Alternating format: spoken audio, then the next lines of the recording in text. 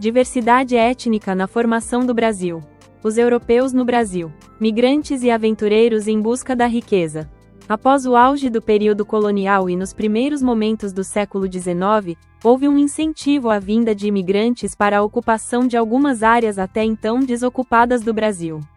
O incentivo foi provocado pelo fim do tráfico de escravos e a perspectiva de falta de mão de obra para a lavoura de café, que estava em ascensão na segunda metade do século XIX.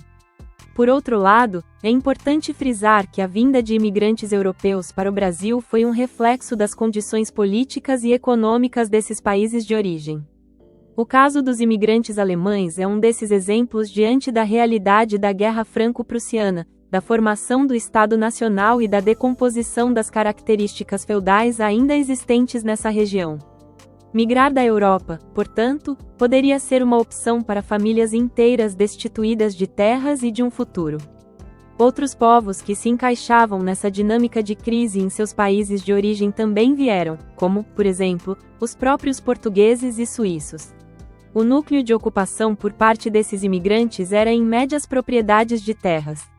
Essas pessoas, portanto, serviriam para ocupar regiões inexploradas.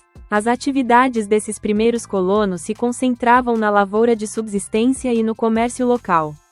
Os suíços em Nova Friburgo, Rio de Janeiro e os alemães em São Leopoldo, Rio Grande do Sul e Blumenau, Santa Catarina. São exemplos disso. Além da ocupação da região com atividades agrícolas, a chegada desses povos prometia promover a civilização do país de acordo com os padrões europeus.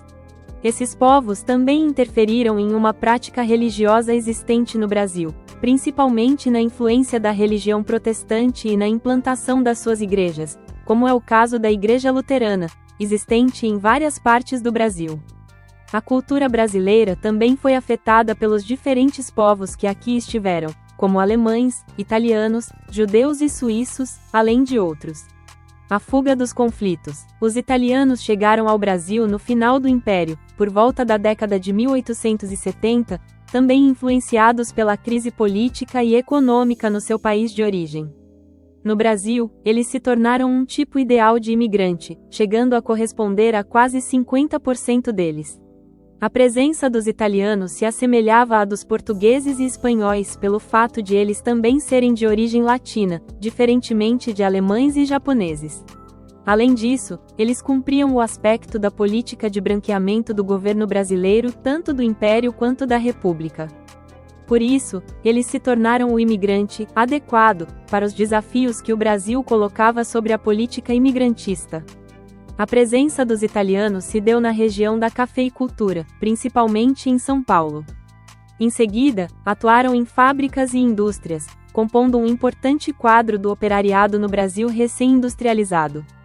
Desse modo, no período imperial, o movimento migratório para o Brasil foi apoiado como política de Estado, havendo regras e leis a fim de favorecer a vinda de povos estrangeiros para o trabalho em sintonia com os interesses das elites agrárias.